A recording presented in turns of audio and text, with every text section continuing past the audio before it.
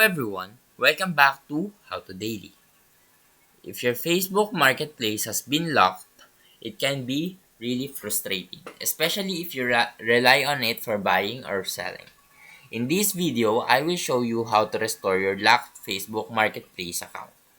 We will go through the steps to unlock it and get you back to using this valuable feature.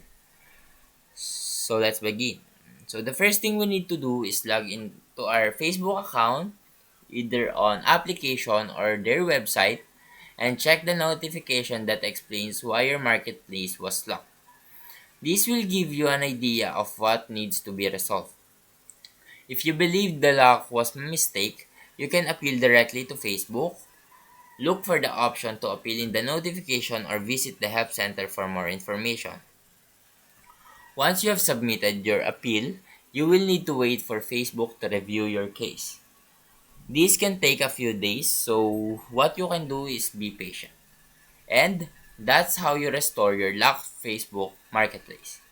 Now, if you found this video helpful, please leave a like and subscribe.